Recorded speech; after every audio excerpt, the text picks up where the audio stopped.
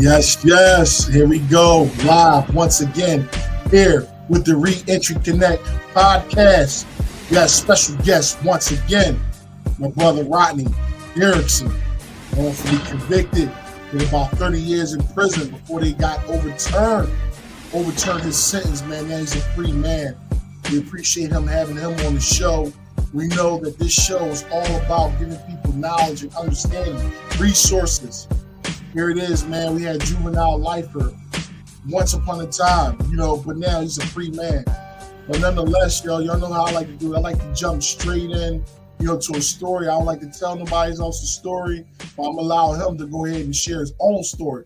So without further ado, brother, Mr. Rodney, man, we appreciate you being here on the show, man. Go ahead and introduce yourself if you can, please.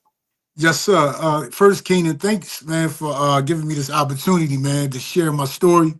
And so I definitely appreciate you extending the olive branch, man, of second chances, man, and giving me the opportunity to just share my story, man, about where I'm at, where I was, where I'm at now, and where I hope to go, God willing. So as you just talked about earlier, I was wrongly convicted, at age 17, and convicted of second degree murder in a drug deal going bad in the city of Chester, Pennsylvania. I had nothing, absolutely nothing to do with the crime. I was actually home in bed sleep when this crime took place. But in 1994, I was arrested, and ultimately in 1995, October, after a second jury trial, the first trial being a hung jury, I was found guilty, and I spent 30 years in prison. And as a result of a change in the law concerning sentencing juveniles to mandatory sentences in prison, life sentences in prison, I was given an opportunity to get out. So, And Mr. Rodney, before you continue there, I know everybody yes, want to know the journey you went through before you got to that point, because yeah, there's a lot of people out here right now that has kids, loved ones that's been down since they was juveniles. Like I myself, I was down since I was a juvenile, 15 years old. So I know it's people that want to understand what was it like knowing that you did not commit this crime. What was it like once you entered those prison walls? Like what was it like? Like what was running through your mind at the time? well, being raised up in the Chester Wilmington projects, one of the things, man, we was accustomed to, man, is kind of just being tough, man, and taking things on the chin, man, and what I mean, and preparing, what I mean, always just for the worst. So entering prison at 17, um, I was confused. Uh, Obviously, I was young, I was naive, and as a result of that, I just kind of like just went with it, man, and at times, I'm gonna be honest, man, to myself, I was afraid. I was scared. You know what I mean? To be real. But I wasn't afraid in the sense of something happening or anything like that to me inside the prison because, one of the things that we know we learned is how to, what I mean, how to defend ourselves, how to fight and all that kind of stuff. But it was more so what was coming with this life sentence. Um, I didn't know, uh, what that looked like, man. So, what I mean, I found myself asking some of the elders, like, yo, how much time you got in? And they tell me 20 years, 25 years at the time, lifers at that time. So I would tell you, man, that I was scared, man. I was like, man, I ain't doing this, man. I ain't doing life in prison, man. You know what I mean? So I realized, man, that I didn't have education. And when I went to prison, I couldn't read or write. I knew how to, count money and all that stuff. We knew the street, you know what I mean? Um, Sophistication and savvy and all that. But education I didn't have. So I said, man, I have to educate myself. So I put my pride aside and I started asking some of the elders, man. And shout out to one of my mentors, his name is Wally, Anzi Travis, uh, was one of the ones that took me up, man. And there was many other ones. took me up under his belt, man, and began to tutor me, and then I became very involved, educated myself, became a certified paralegal. I was known as a jailhouse lawyer, Mhm. and I was helping individuals, man. You know what I mean? Um, fight the system. So tell me, Mr. Rodney. So during this time, right? Did you have a certain type of support system that was with you that gave you hope, that kind of told you that you would make it through some type of way, or did you have to rock that bed out by yourself? Man, well, first I had my mother, man. You hear me? Wow. Mom, man. Mom Dukes was there, man, and she was the rock and the boss lady. And Yeah. she definitely made sure, like, I was good. You know what I mean? Okay. Um, and so she gave me a lot of support. And I had family. I had my family, my nieces, my sisters, and all, so I was fortunate to have that, right? Yeah. Yeah. My brothers, you know what I mean? So I always was fortunate to have that, but I realized that a lot of individuals around me, they didn't have that. You know what I mean? Yeah. So that was a blessing. You know what I mean? Yeah. Yeah. But it certainly was Mom Dukes, man, all the way. You know what I mean? Yeah. Yeah. Moms, man, you can't go wrong, man. When you got Yeah, mom dukes in your corner, nobody's never gonna love yeah, you like a man. mother's gonna love you, man. Yeah, shout outs Especially, to the man. moms, man. You know what I mean? I'm Yeah. telling you, man, when you go in there, they talk about the friends and all that. You know what I Yeah. mean? Listen, they turn, man, and they go places. Not, and I don't want to question nobody's love, but Yeah. you know what I mean. I know, man. But when you get up in that things after years and years, man, Yeah. you start to fade away a little bit. You Yes, know, indeed. Yes, indeed. So tell us, like, so you got sentenced. They sentenced you to life. At any point, did you lose hope? Did you think you would never come home one day?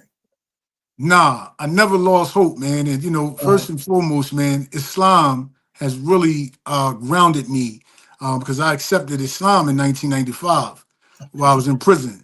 So that structured me, man, gave me a lot, of hope, man, and so a lot of my strength and everything came from my religion as well, man, as well as the people around me, of course. Uh, but my faith put me through it, man. And I'm telling you, man, that I never, ever, ever, ever thought that I would die in prison. I always said I would get out of prison. You know what I mean? But I told myself this. I kept telling myself this, and I kept working. I stayed in the law library. mhm. Anybody who know me, man, I'd have been the greatest Ford. I'd have been to Rockview. I did most of my bid in Rockview. I've been to Okay, Monoid. I'd have been in Chester. I've been to SCI Forest, Hottsdale. yeah, Um, I'd have been around, right? And gotcha. everybody who knows me, they'll tell you he stayed in that law library. You know what I mean? Lord, I yeah, ate yeah, and yeah. breathed and slept the law. That's just what I did. Gotcha, gotcha. And that's what's up. That's what's up, man. Like you said, you just named a couple state prisons, man. Like you said, Rockview and Gratisford, and a lot of those places, they breed lawyers. They breed people in that law back. People that's they appreciate in life. Even though they made that one mistake. A lot of these young cats don't know you make that one mistake and it's over for you.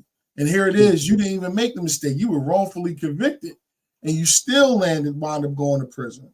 But I'm quite sure, as you said, I know you probably had negative associations, and you was into the streets and stuff like that. So sometimes you could be guilty by association, just by associating with people. They may think you had something to do with something that you didn't have something to do with. You know what I mean? Absolutely. That's powerful. So Yeah. so tell me this thing when you talked about the mentors in your life, because I had like a good mentor in there too, by the name of Chucky Africa. But Chucky Africa, he passed away, and I'm quite sure you know about the African move and things Yes. like Yeah. that, West Philly, the bomb and stuff like that.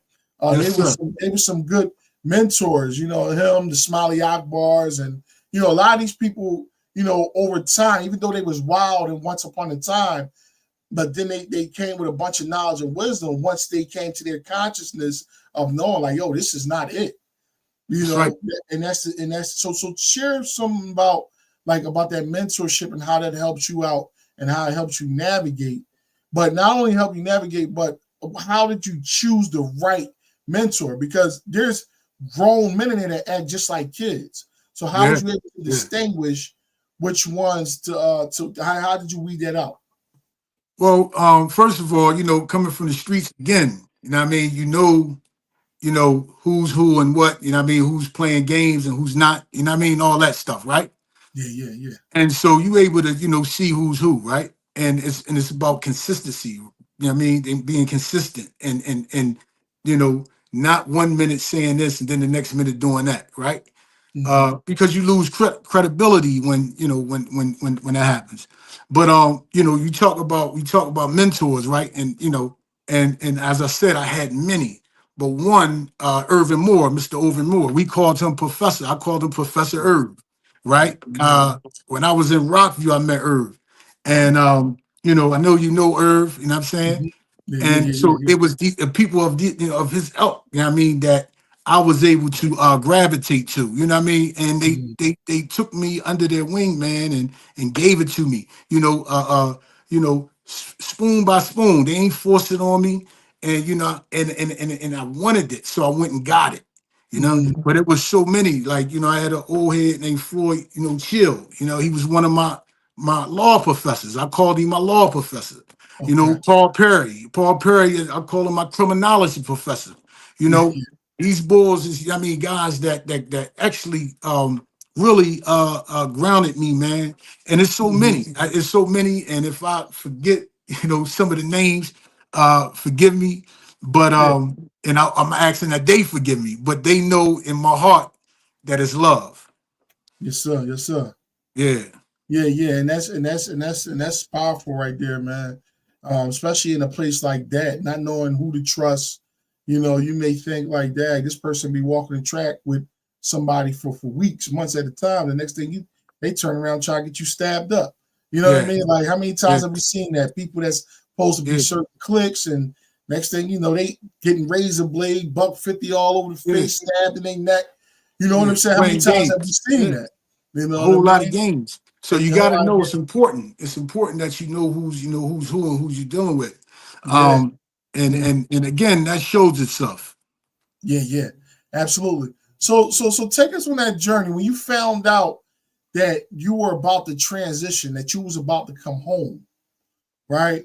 Like, what was that feeling like after spending? Because right, you've been home what 50 days now, right? I've been like About about 53 days, man. I've been 53 home, days. man. I So you came home freshly December. home Yeah, after a 30-year bid, yeah, a 30-year bid. You've been there 30 years. You know what I mean? Some people can't even fathom that. They can't even yeah, remember where they was at 30 years ago. But here you was there 30 years.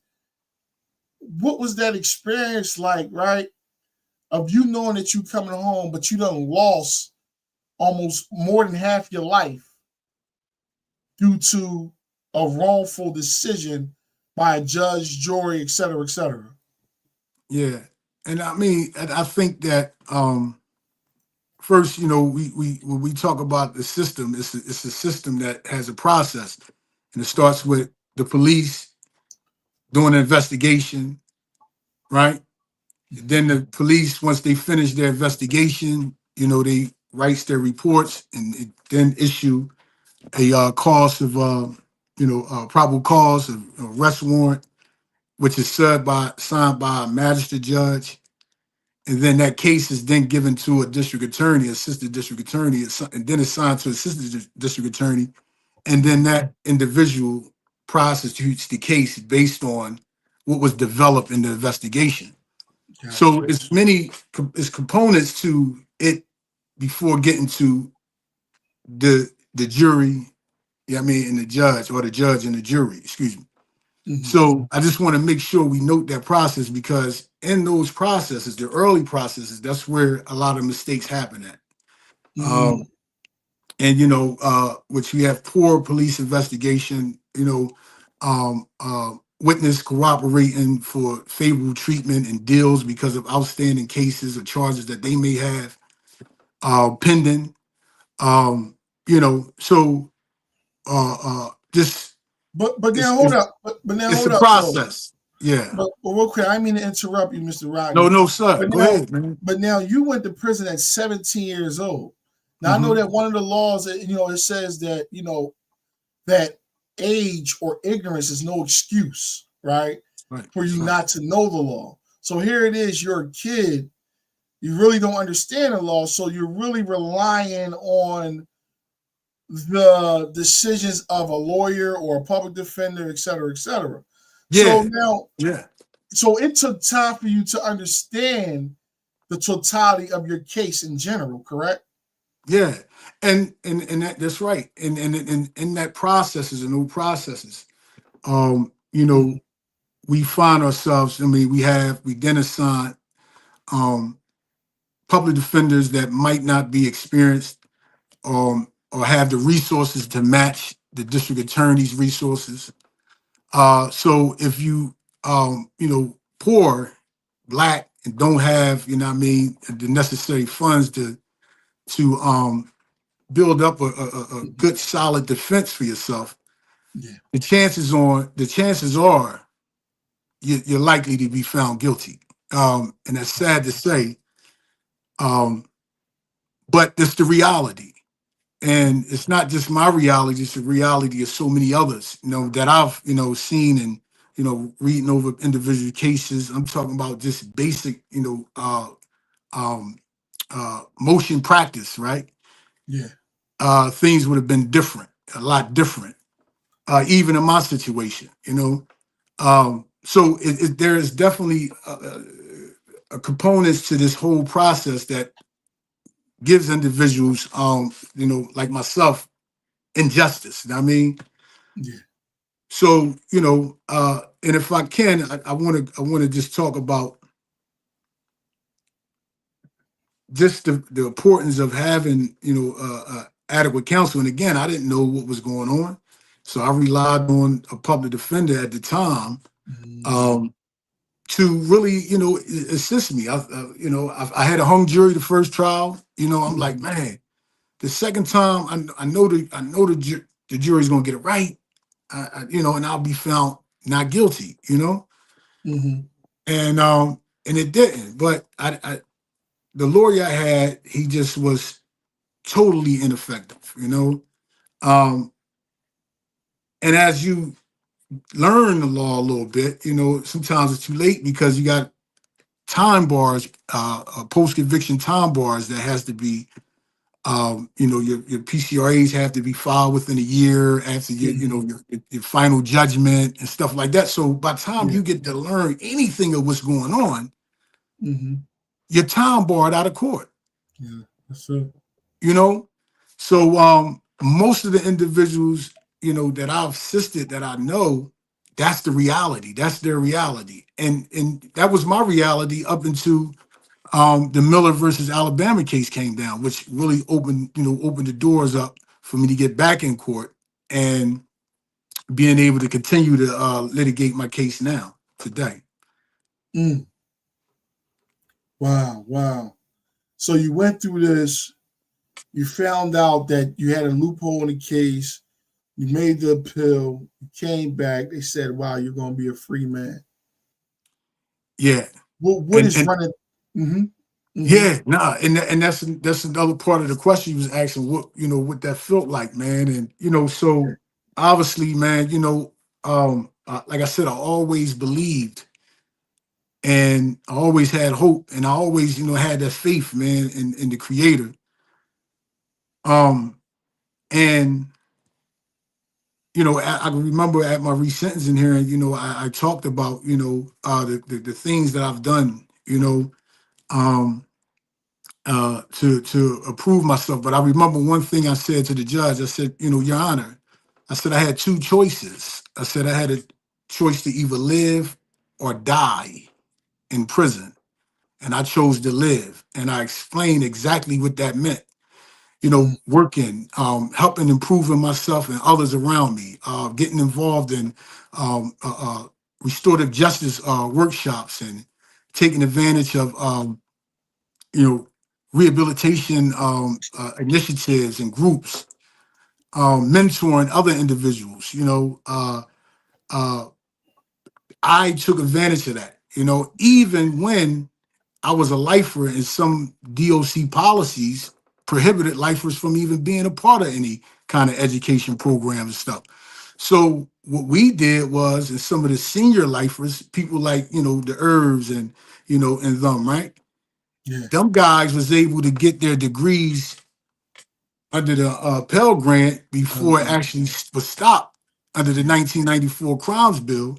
Yeah. Um, So we used to utilize their knowledge, and they used to put together workshops and stuff like that. You know what I mean? Individuals like him, and we would take advantage of that. You know what I mean? When we have lifer meetings and stuff like that, we would, you know, uh, like dudes took Toastmasters, for example, and they would get up and show individuals how to speak and how to talk and how to write legislators, how to, write basic motions and stuff like that, man. So, it was a fraternity. The Lifer organization was actually a fraternity for us, you know what I mean? And we used to build together, and we supported each other. So a lot of my hope and all that came from all that. But when Mm. I was actually, resentenced and relief, I was number one, I was definitely grateful and thankful to Mm. the creator.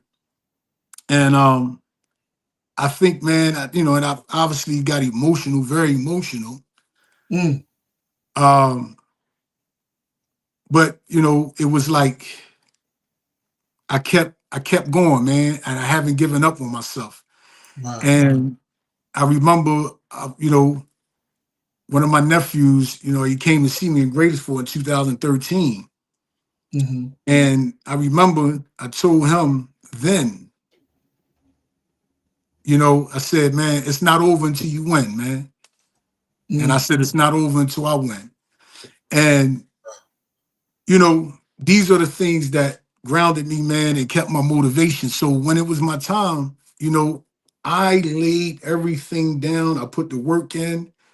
I didn't take anything for granted. Shout out to many of the Department of Corrections staff who was really trying to help individuals. You had some that wasn't. Let's be Mm-hmm. real. But you had a lot that were trying their best to give us the resources we need and help us get, and didn't give up on us. So I want to definitely acknowledge them. But yeah, I didn't give up on myself, man, and that was key to my victory. Yeah, yeah, yeah. No doubt, no doubt. You had a couple comments there. Trick Wheezy. They said keep up, keep pushing. Great job, keep moving forward. You got a couple others. Brother So, Universal Kel. He said, man, to the extraordinaires. A lot of people that's listening in right now, man, they definitely taking a lot of your info and your understanding because there's still people fighting, trying to get yes, out. sir. Yes, sir. So many people. I'm not saying that everybody's innocent. I'm not saying that, and I don't wish jail on no man. Period, because we know what it is to go through that. But there are a lot of people that are innocent that are wrongfully convicted due That's to right. corrupt cops, due to a lot of underhanded stuff going on with the legal system. Yes, sir. And you notice, like in the past 10 years, you notice a lot of exonerations. You notice a lot of people getting back into the courts, due to corrupt cops getting locked up and things like that. So it's definitely opening the eyes to a lot of people, which is a good thing. You know what I Yeah. mean? So let's get to it, man. You've been home 50 days, man. First day out, but you Yeah, just lost. I think it's about 53 or so, man. I ain't gonna 53 lie, I days. stopped counting. Stop But, counting, but but back December 53. 15th, I was Yeah, released, man. And you I gotta just say stayed this. home. I gotta say this, man, because the day is a special day, another special day, not just being released, Yes, but sir. I definitely want to shout out to my daughter, man, Cheyenne. So her mother, when I got locked up, December 15th, Mm-hmm. my daughter mother, at the time, Dawn, was pregnant with my daughter Cheyenne. Mm. And February 6th is when my daughter was born, in 95. So the day is her birthday. And so Wow. and it's crazy because it was 30 years for me. After 30 years, and my daughter just turned 30 years old today. So, Wow. Birthday. so I Yeah. definitely want to, yeah, man, I definitely want to shout out, man, and the love, man, and all that is, Well, give her a is shout out. Give real. her a shout out. Yeah, Give her a my shout daughter, out. yeah, Cheyenne, man, I love you so much, and I'm home and I want to, try to be the best I can be. And yeah, and I'm just enjoying every minute, with you. And so, it's your day, it's a special day, and many, many more, God willing. Um, yeah, love you so much. Yeah, that's what's up. That's what's up. So wow. So you had a daughter, you had family out here, you just lost half your life. Now I know a lot of emotions are running through your mind and you out. Yeah. You so I mean, not sure if you ever paid a bill before, not sure if you ever built your credit before, not sure if you ever purchased property before. What's going through your mind? Were you in, were you scared? Were you frightened that the technology may, suck you in? What was your thoughts? Well, man, we all, when you come out, first, let me say this, you know, uh, when I was inside, oh man, I was always staying in the loop and connected, man. Like I was, asking questions, calling people, yo, what's this about? What's the, Apple intelligence, you know what I mean? And, what's this and that? You know what I'm saying? I always was doing that, right? And then I had a TV, obviously in my cell. So um, a lot of stuff I write down and check out, you know what I mean? And so I got a lot of my, insight, man, and stuff like that, man, off of TV and just off of just talking to people, man. So I feel like, I was a little bit more prepared, right? If it makes sense. I feel like I was a little bit more prepared for what I'm going through now, right? Mm, Um, and so I never felt, it's obviously it's anxiety, it's anticipation, and um, and all that, right? That's without question. But I feel like also it's just, man, the natural flow of what you put the work in, man, for, man. You know, yeah. wow. And I really got to be real with that. And then all my support. And this key when you talk about reentry is very important that your transition from out of prison, especially after long years of in prison, is tantamount. Now, I mean, to what kind of support you have is if that makes sense. And I can't underestimate the kind of support that I have, man, because I have a lot of support, and family and friends and, everybody, man, over the years that I've connected with, that stayed in touch with me, man, and all that, man. And I'll shout out to everybody, man, my family, friends. You got Team Derrickson and all that from the Bring Rodney Home campaign. Josiah, Kelly Avery, Professors Mark Howard, and Marty Tanklet from Georgetown University. You know, Maria from Pitt Law. You know what I mean? I have a lot of people in Penn State, it's just like, man, it's just so much love, man. You know what I mean? And that's so crucial to having a successful transition out of prison. You know what I mean? So I definitely don't want to, underestimate the importance of having that. You know, so it's been a blessing. Wow, wow. It's been a blessing, man. And a lot of times, man, people come home after doing so much time, man, they be so bitter. They complain about they may not have nothing or the right resources may not be coming to them fast enough. But here it is, you're being humble with it. You know what I mean? You're carrying that same aura that you had in prison out here in the world. You know what I mean? You're keeping your knowledge up. You're getting around the professors. You're going to these different places to speak. As I spoke on the other podcast, I said, you go from the state pen, then you speaking at Penn State. You know what I'm Yeah, saying? yeah. You once in jail, but now you're speaking at Yale.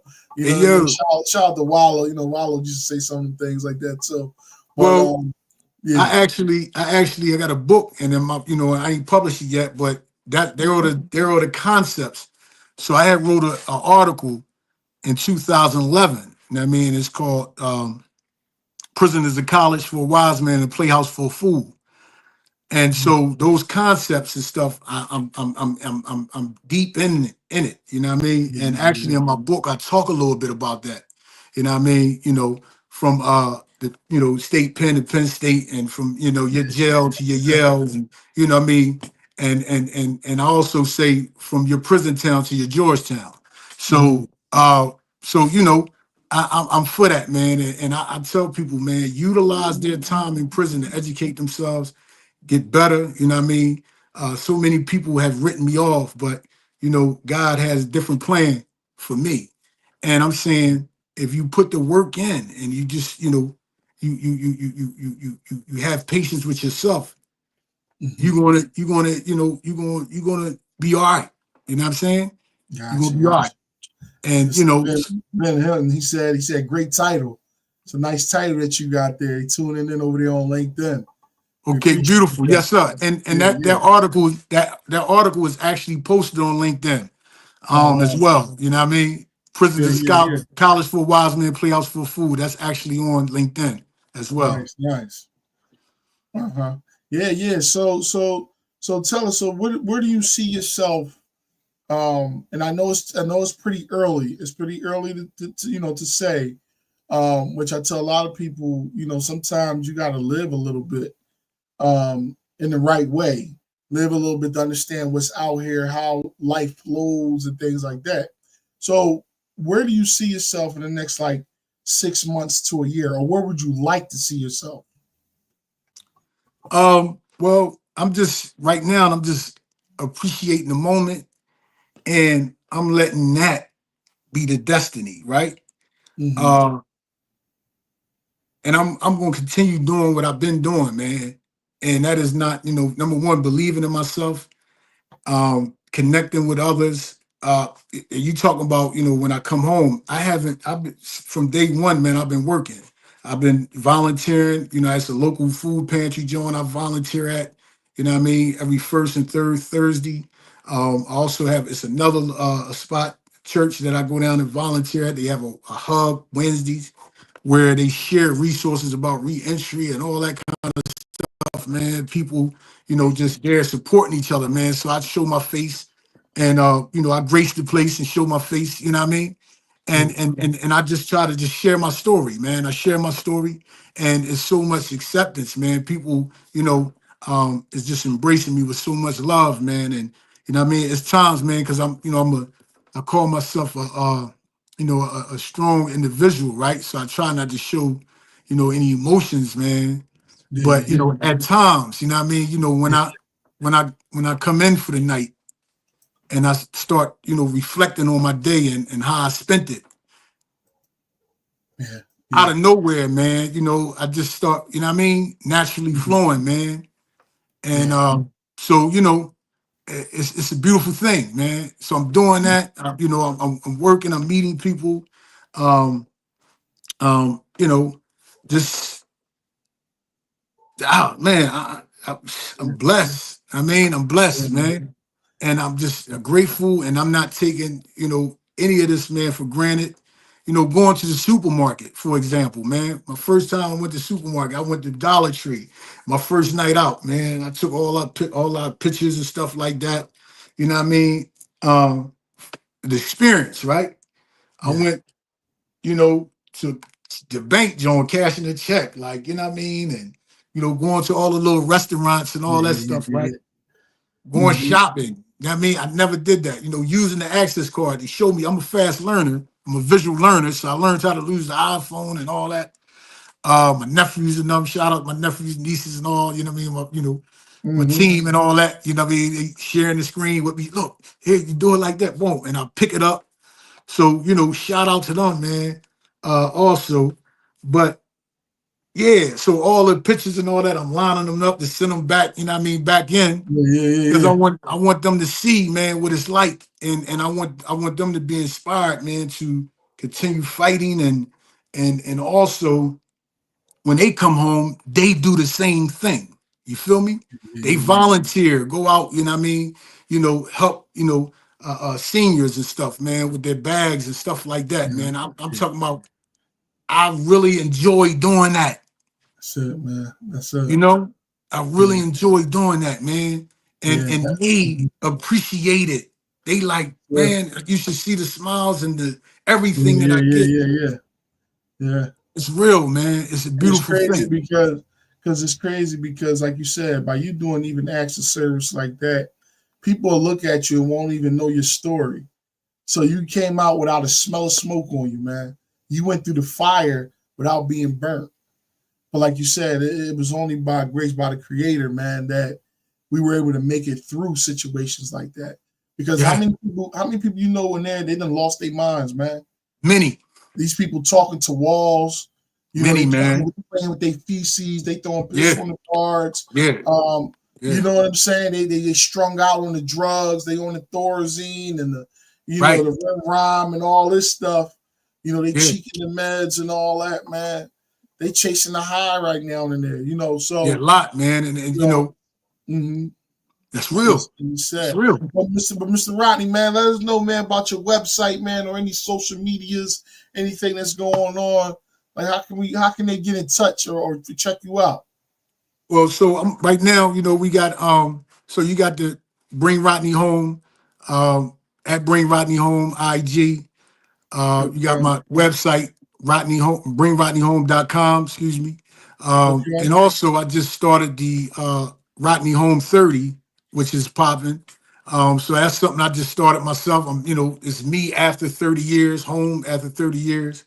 So I'll be posting a lot of stuff that speaks to that, you know what I mean? yeah, yeah, Um, yeah, man. And I got a LinkedIn as well. So people can check me out on LinkedIn as well, man. Rodney Derrickson LinkedIn. Uh yeah, man. It's just like I'm just enjoying it, man. I'm enjoying it, this thing, yeah, man. yeah, This freedom, not taking it for granted. Um, you know, Jumping on podcasts. I gave another speech, you know what I mean, to my Chester youth. Shout yeah, out to the Making the Change group in Chester, Pennsylvania. You know what I so, mean? So, yeah, I yeah, did a joint for them, man, and that was love, man. It was a real talk thing, man, telling them, man, and emphasizing to the youth, you know what I mean, not yeah, to take for granted their freedom. You know what I yeah. mean? That's it. You We got know, some shout outs here over here on Instagram. We got Diva Lux. She said good Diva. She said good evening, brothers. And you got Miss Trixie over here. She said your mindset is admirable. She said, I hope your next 30 plus years are full of blessings. That's a blessing. It's a good thing to say.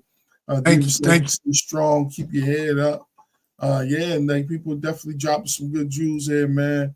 Yes, Yeah, man. my bad. I I didn't mean to cut appreciate you that. off. Yeah, yeah, definitely, man.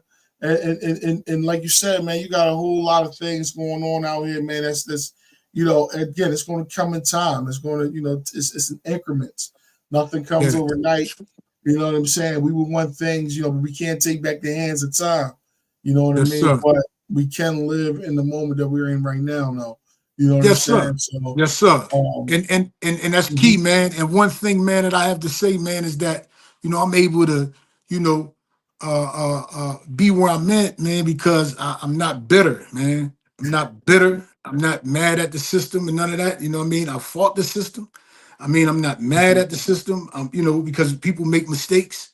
Uh, and I think because mhm, when I talk about purpose, and I shared this with a friend of mine.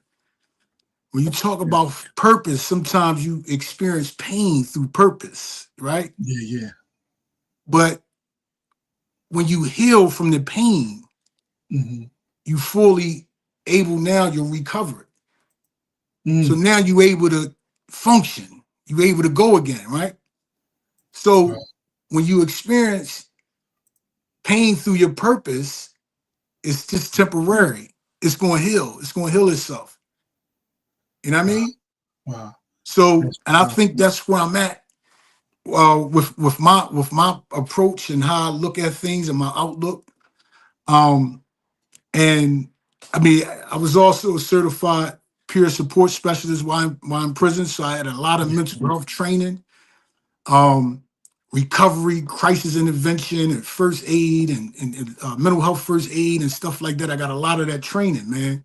yeah, yeah, So yeah, that yeah. really helped me. It helped me position myself to really, be empathetic. Mm, To really be empathetic, man.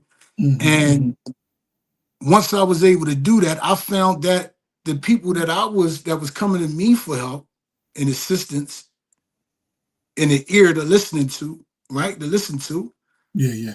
they actually was teaching me. Wow.